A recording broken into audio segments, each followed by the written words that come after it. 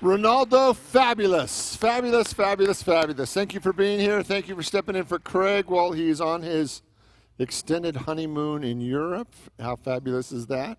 So we're glad you're here. Thank you very much for being here.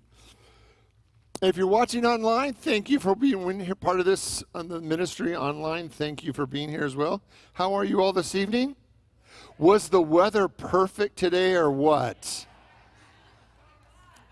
We have to say that so everybody online still comes to visit Phoenix in June and July. I think it was kind of a balmy 119, 113, 100 and hot. It was just 100 and hot. So we're glad you're here. We're glad the air conditioning works tonight. So are you ready for a great service? Okay, there's two things we have to do tonight. We have to have a profound experience of God. We need to feel the presence of God that's within us and all around us. And the second one, we need to be inspired to live our greatest life. So you ready for that?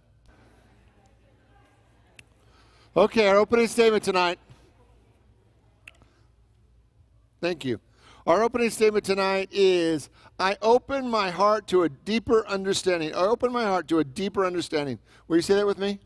I open my heart to a deeper understanding. One more time like we mean it. I open my heart to a deeper understanding. And I want you just to feel that activity of God. That as we begin the service, what if you really opened your heart to a deeper understanding of life, a deeper understanding of God, maybe even a deeper understanding of you? What if you understood yourself in a way that was different than you ever have before? What if you understood yourself in a way that led to greater peace and contentment and good? I am open and receptive to a deeper understanding of me. In the name and through the power of the living Christ, we give thanks. And so it is. Amen. Let's affirm together our mission statement, shall we? Together? There it is. Unity of Phoenix is a loving spiritual community that welcomes all people and honors all paths to God. We are dedicated to transforming lives by inspiring and awakening individuals who discover God's Spirit within them. All right, this is our time of meditation. If you haven't already turned off your phone, this is a good time to do that. I invite you to become still, relaxed, and feel the presence of God that is within you and all around you.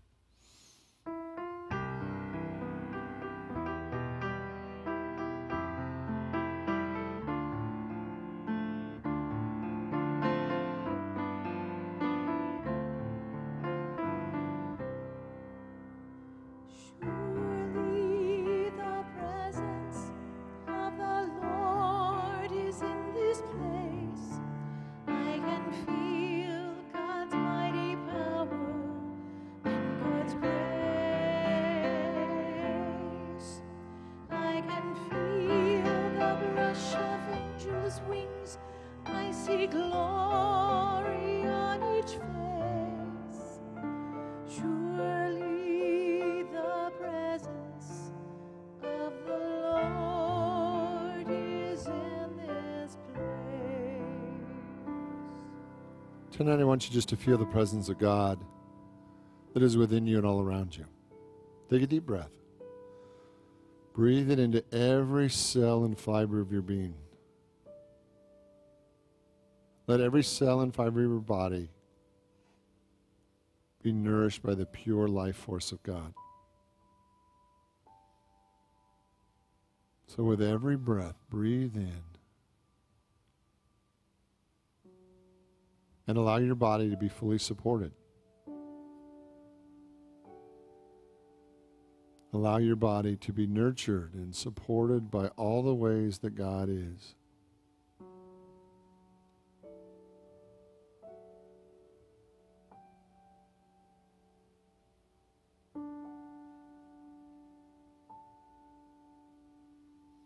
And as you breathe in the presence and power of God, I want you just to begin to examine within your soul any place that feels hungry or needy, Any place where you're become aware that there's a desire for more good.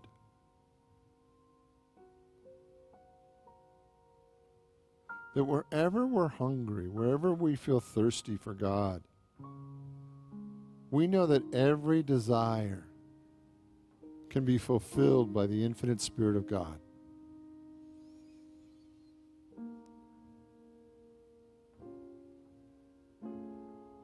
We know that every good thing can be found in God.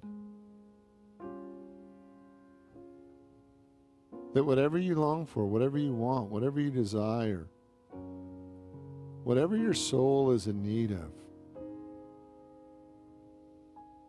it can be found in God.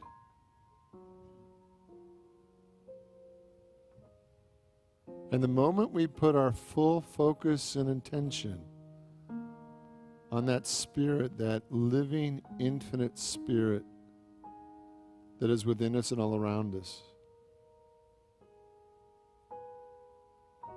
we begin to feel profoundly satisfied,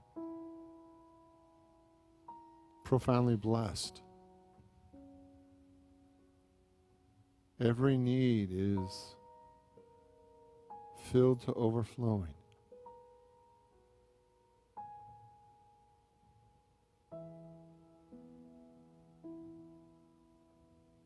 Wherever you have been hungry, wherever you have felt in need,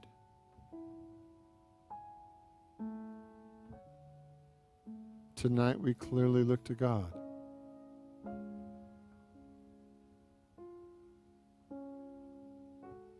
We look to the infinite Spirit and power and light and love that God is.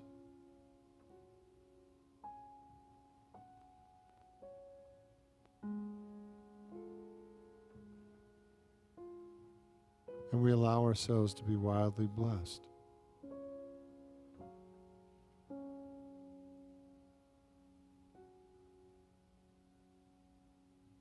God fills my every need.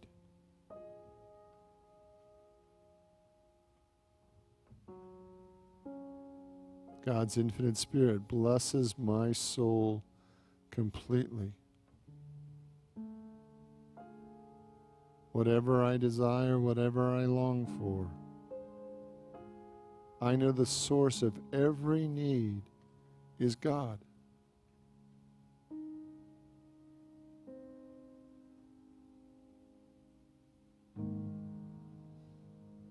Is God.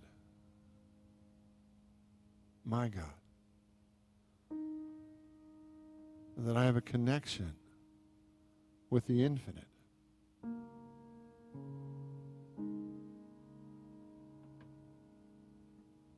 That wherever I have been hungry, I put my full focus on God tonight.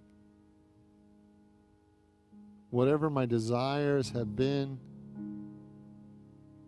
I put the full focus on God tonight. Wherever I felt needy or alone,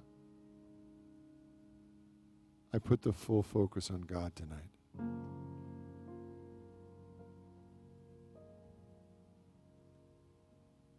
And let my soul know complete. Let my soul experience the abundance of God. That I am filled to overflowing. As I direct my attention toward God, everything is provided.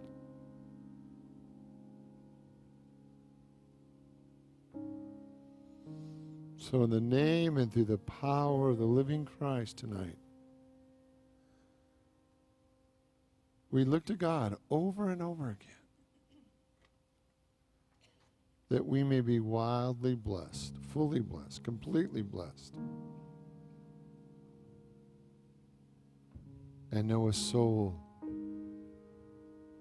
that is filled to overflowing with the glory of God. Thank you, God, for your overflowing Spirit, for the goodness that is greater than any need, for the doors that I can open at any moment and feel the overflowing goodness of God washing through me. In the name and through the power of the living Christ, we give thanks, and so it is. Amen.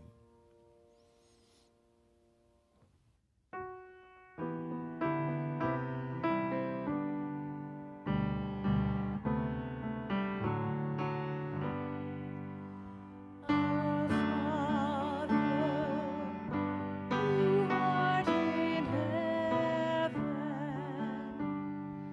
hallowed be thy name. Thy kingdom come, thy will is done in earth as it is in heaven. You give us this day our daily bread. You forgive us our debts as we forgive our debtors. You lead us not into temptation, but deliver us from evil.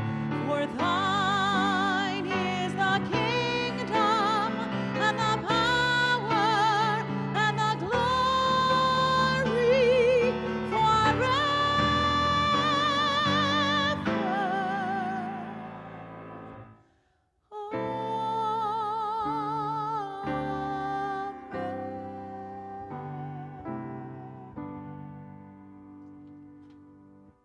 Okay, I want to talk about jealousy.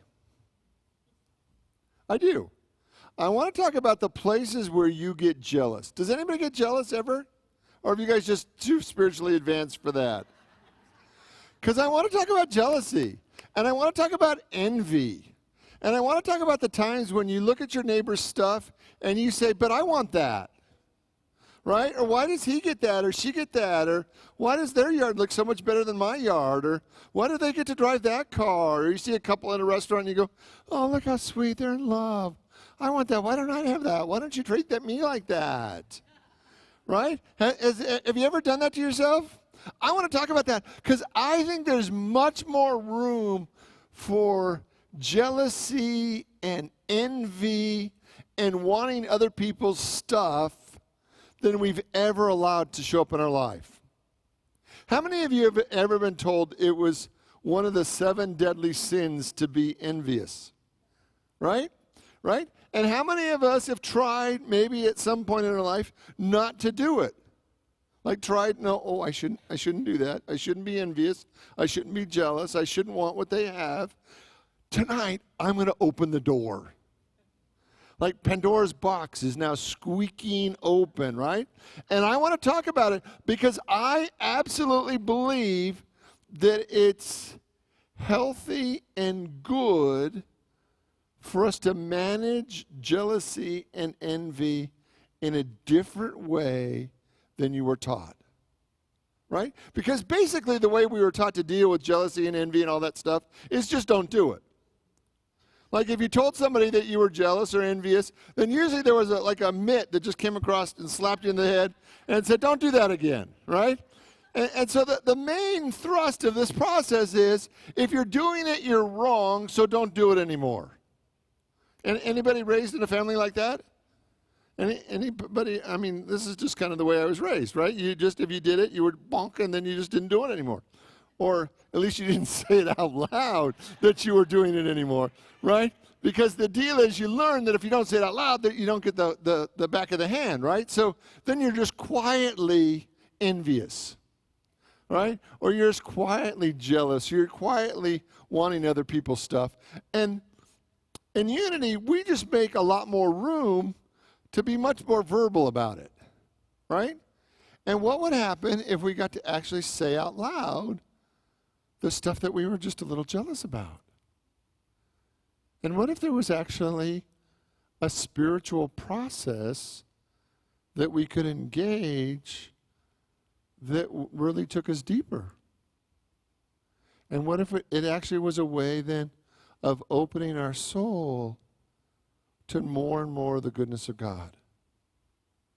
Because what if the longings of your heart were just okay? What if you see somebody who's living a great life or having a great relationship, has a great job or whatever it is, and you think, I'm okay with that. I want more of that, right? Because for most of us, we begin to kind of live our life in our little circle, right? In a little bubble and how we're doing our life, and we're just focusing on ourselves and what we do and how we do it, and we're living in our little bubble, and we get used to life in our little bubble, the way we do life, and it's all kind of cozy in our little bubble, and it's all our bubble. It's just the way we do life, and it's the way we've been doing life for a while, and so it doesn't really make any waves. It's not really any problem. It's just our little bubble. This is our little life. We enjoy our little life, and we're very grateful for it each and every day for our little life. And then something happens, right? Something boop, boop, boop, boop, boop, boop, boop, boop, walks by our little bubble, and we say, dang, that's interesting. That's bigger, better, greater than I'm experiencing over here. How would I open to a greater blessing from God? Okay? How many of you can know what all the 10 Commandments are? Anybody? We got a few people. Congratulations. Do you know what commandment number 10 is? Thou shalt not covet, right? Thou shalt not covet thy neighbor's house. Notice which is first, right? I always thought this was interesting. Thou shalt not covet thy neighbor's house. Thou shalt not covet thy neighbor's wife was secondary to their house. I'm just saying, right? Or his male servant was first before his female servant.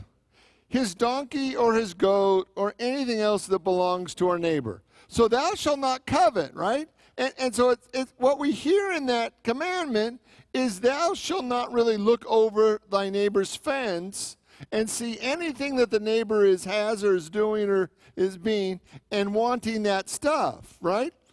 And what if noticing other people's good actually activates something in our soul that takes us higher? Right? So what if in noticing other people's good, if it doesn't spark something in our soul that says, well, I want some of that. I want greater love or joy or work or abundance or health or whatever it is. I want some of that. And what if that's 100% a spiritual process? What if it is by design for that we notice other people's stuff? Now, what is coveting? Let's just go to the thing. What is coveting? Coveting is when you see what somebody else has and you want that. That thing, that person, that situation. You want that. That's not what I'm teaching tonight. All right? I'm not teaching that you need to go steal your neighbor's stuff. Does that sound like a spiritual process to you? No, right? What I want you to see is what is being activated in your heart, in your soul, in your mind, and then allowing that to activate a spiritual process in you. Are you willing to consider that? That just notice where your soul is ready for greater good. Will you say with me, my soul is ready for greater good? Would you just entertain that idea? My soul is ready for greater good. One more time like we mean it. My soul is ready for greater good. One more time, bigger, bigger, bigger. My soul is ready for greater good. Now, I'm not telling you to go get a shopping cart and begin stealing all the good that you want from all your neighbors, your friends, your coworkers, or taking their clients, taking their business. I'm not telling anything. But what I want you to see is just be interested in what's being activated in you. Become interested in what you begin to notice, because what your soul is beginning to notice is what your soul is ready for more of. Because in the universe, if it's true that there's infinite supply, you don't have to take it from anyone else to have it. What we have to do is deepen our awareness and our connection with God. Oh, my soul is ready for more good. Then what usually happens is we begin to do all of our personality things that we do to try to go get greater good, right? So, well, I'll go talk to this person, or I'll go do this, or I'll get a new job, or I'll start doing this, or I'll start doing that. And I'll do all the human things I know how to do to increase the level of good. And what if the path to greater good is always in a greater experience of God? Would you be willing to believe that? So every good thing that you see outside of you is really an invitation to come back to yourself and to activate that relationship with God that you have to bring forth more good into every area of your life. And that's what I want to talk about. I want to talk about how do we move from this idea that it's sinful to an idea that we can be fully satisfied. Because I actually want you to be paying attention to higher levels of good. I want you to be paying attention to that. And those things that spark your soul, I want you to dive deep into God and activate a greater relationship with God than you've ever had before, so that you can live a life that is more full, more blessed, more wonderful than you've ever known before. But over and over again, it's not about going out there and stealing it from somebody else. It's not even about longing to grab whatever your neighbor has and pull it into your yard. But it's an invitation to engage in a spiritual process that most of us, in one way or another, have learned to resist. Can you think of a time in your life where you didn't really want to deepen your relationship with God? You just wanted more stuff. And you think, well, that was today, right? Right? I don't really want a deeper relationship with God. I just need to know how to use God to get more stuff in my life. Right? Like there's supposed to be this path, and I want to know what this path is. And I'm saying over and over again that notice what your soul longs for, notice what your soul wants, notice for those things that are being activated in you, but then use that energy to go deeper. Let me give you a couple quotes. How many of you have heard from Matthew 6:33, "Seek ye first the kingdom and his righteousness, and all these things will be added unto you as well"? Everybody heard that quote? Okay, so what is Jesus saying with that? That every time you go to God first, you get everything. But when you put everything before God, sometimes we get ourselves a little sideways. Okay? From the Course of Miracles. The peace of God is everything I want. I want you just to hear this. The peace of God is everything that I want. This is from lesson 205.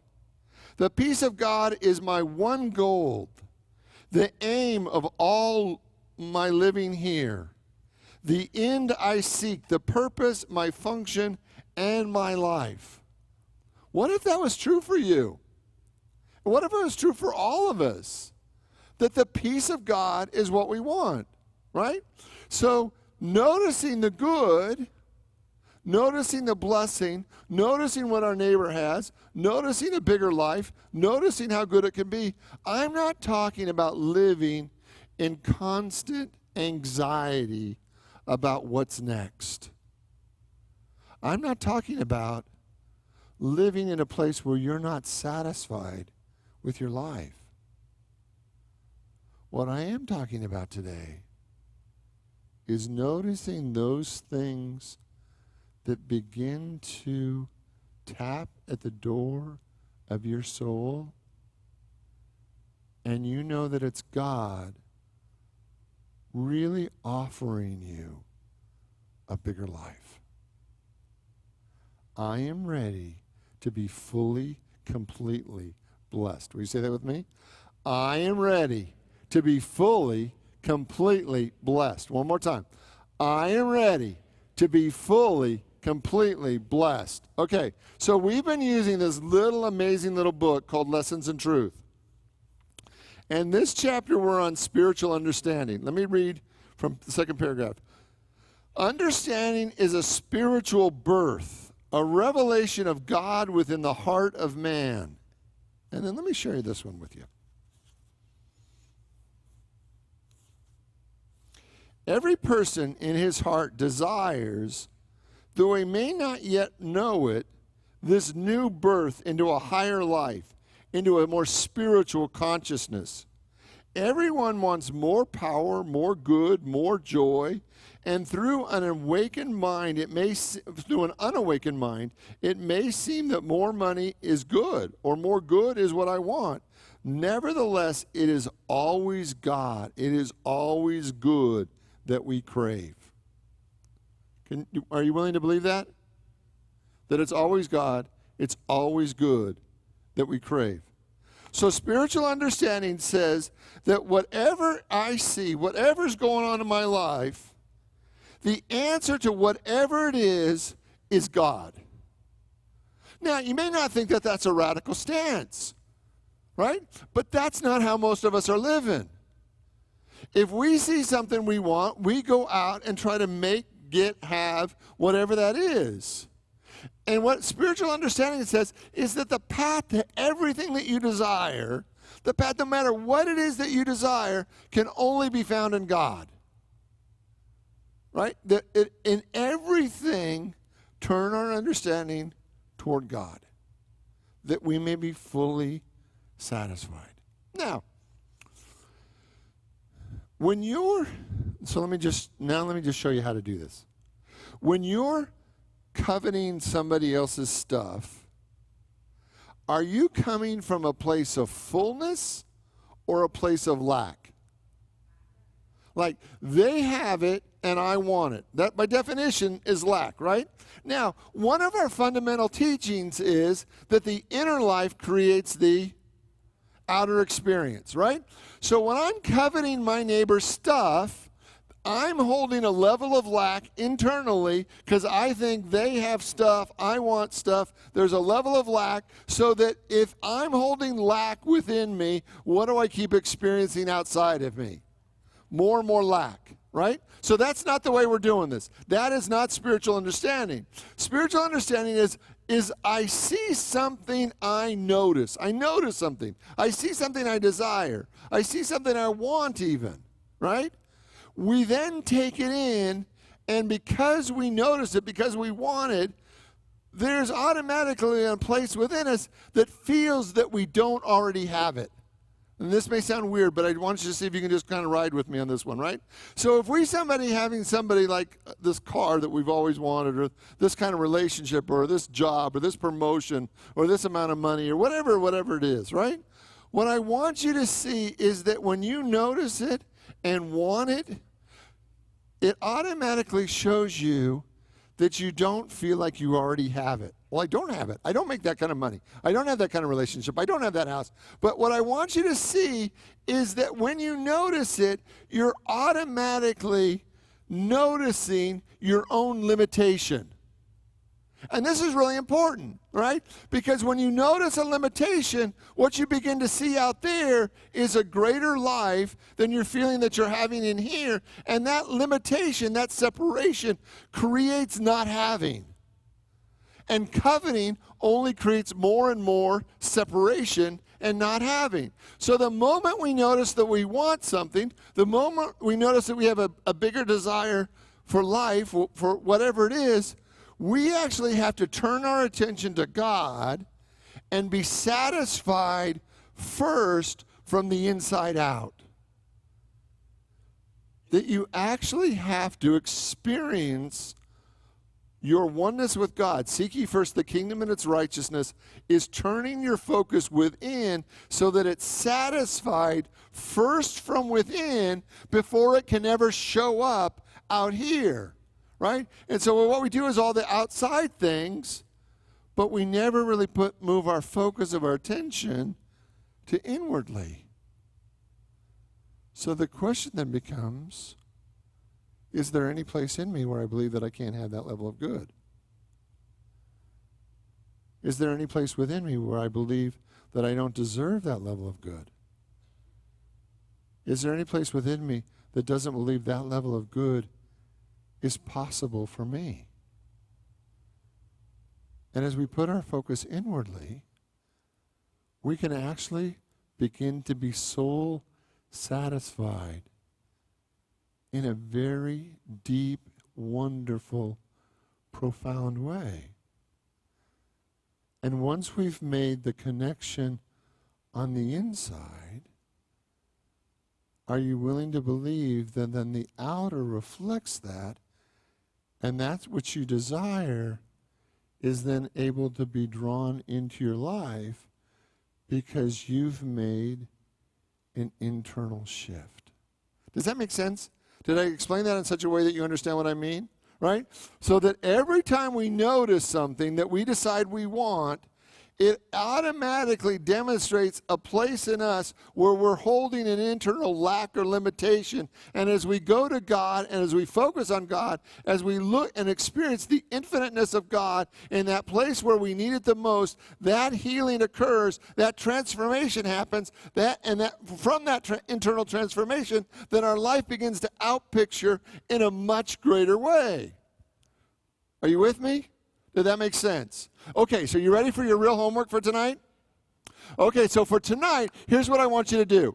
I want you to pay attention to the things that you're noticing in others. Like, are you noticing the cars that other people are driving? Go, wow, why don't I drive that car? Are you noticing the houses that people are living in and say, wow, why don't I live in that house? Are you noticing the relationships that other people are having? Are you noticing the work, the money? What are you noticing in other people?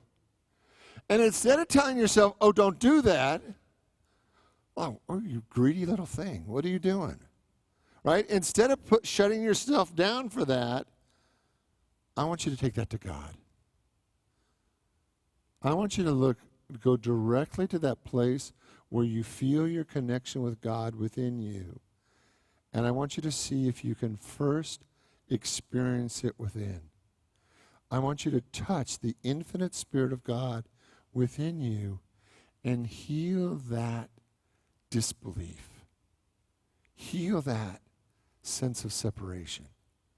Heal that thing that says it may be possible for them, but it's not possible for me. And I want you to heal that first. And then once that's healed on the inside, I want you to trust that it's going to come to you on the outside. Now, that doesn't mean that you might have to take steps and actions to create it out here, but I want you to first create it in here before you try to do it out there. Okay, does that make sense? Are you with me?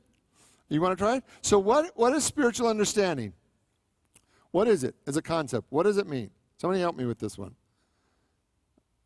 Okay, I did a good job. All right. So let me just give it to you one more time, right? Spiritual understanding says that everything that I want, need, or desire is only possible through a greater relationship with God. Is that true? Did I mention that at all in the last 25 minutes? Does it just ring it all slightly true with something I've said in the last 25 minutes? Right? That's it, right? So spiritual understanding says that whatever I desire, I have to turn within to have. Because if I don't turn within to have, I'm not really getting the full benefit of being blessed and transformed from the inside out. That's my work. So what do you long for? What do you desire? What have you been jealous of? What have you been envious of? What part of your neighbor's good have you been paying a lot of attention to? And would you willing to turn within and let God fill you up from the inside out? We're going to pray. We're going to do that. Are you willing to try it right now? Okay, so before we go into prayer, I want you to think of one thing that you've been noticing in your outer that you've been paying attention to. Maybe it's somebody's car, their relationship, their house, their work, their income, whatever. You decide. I want you to grab hold of one thing, and we're actually going to go through the process, okay? Okay, let's close your eyes. And I want you to put the focus within you, within your deeper soul, within your connection with God. And I want to see if you can kind of feel maybe even a little bit of separation there. Like maybe it's okay for them to have it, but I'm not sure how to create that in my life. Maybe it's okay for them to be blessed in that way, but I don't know if I've ever been blessed that way, that much, that I've ever been that happy, that prosperous, that loved. And right there in that place, that maybe the place within your soul that's been banged or bruised, I want you to let God come right there into that deeper desire. And I want you to actually see yourself with that desire completely fulfilled within you. I want you to see that desire completely fulfilled. I want you to see yourself live in it. I want you to feel the joy and the excitement of fully living that desire, that you're actually unleashing the infinite goodness of God within yourself, within your own being, within your own soul, within your own mind, within your own heart. I want you to see yourself living your desired outcome.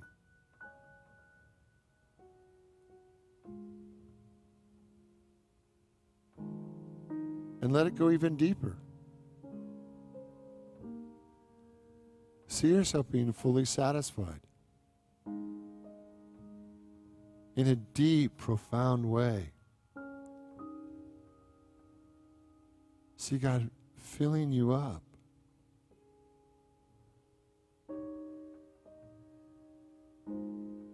And see if you can feel the difference from that time when you saw need or lack or limitation or felt banged or bruised, to how good it feels to actually see yourself being completely fulfilled in life. Seek ye first the kingdom and its righteousness, its goodness, its power. And then everything else will be yours. Spiritual understanding says that I have to look to God first. That whatever I need, whatever I want, that I have to look to my God first. That I have to be blessed from the inside out. So open those inner doors and let the infinite Spirit of God create the life that you've been dreaming of. And know that day after day, after you see it within you, as you're holding it in your heart of hearts and in the deepest place in your soul, that it will be done, that it will be created in a way that you can't even imagine now. But it will be done. God is my source. And my inner life creates my outer experience. And everything that I see, everything that I desire, takes me back to God. I desire peace or love or joy or abundance, I come back to God. And I am richly blessed. In the name and through the power of the living Christ, we give thanks. And so it is. Amen.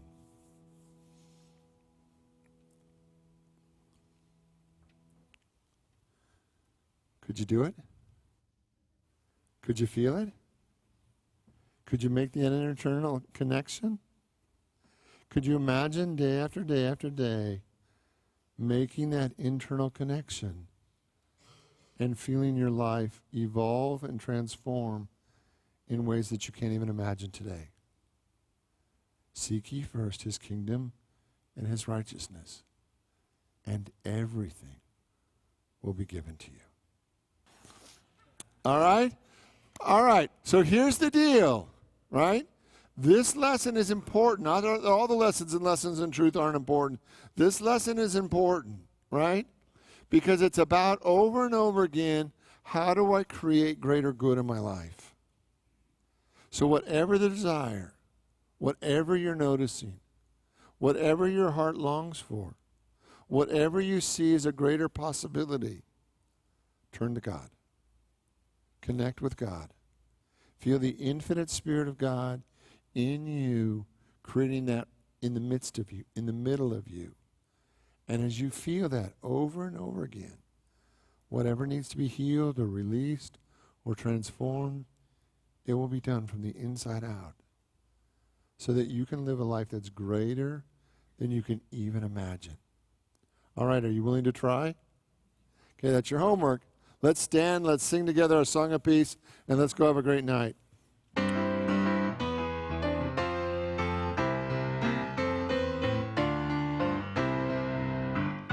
Let there be peace on earth, and let begin with me. Let there be peace on earth, the peace that was meant to be.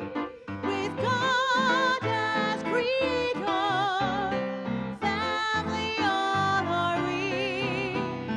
Let us walk with each other in perfect harmony. Let peace begin with me.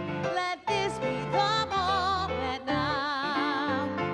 With every step I take, let this be my joyous vow.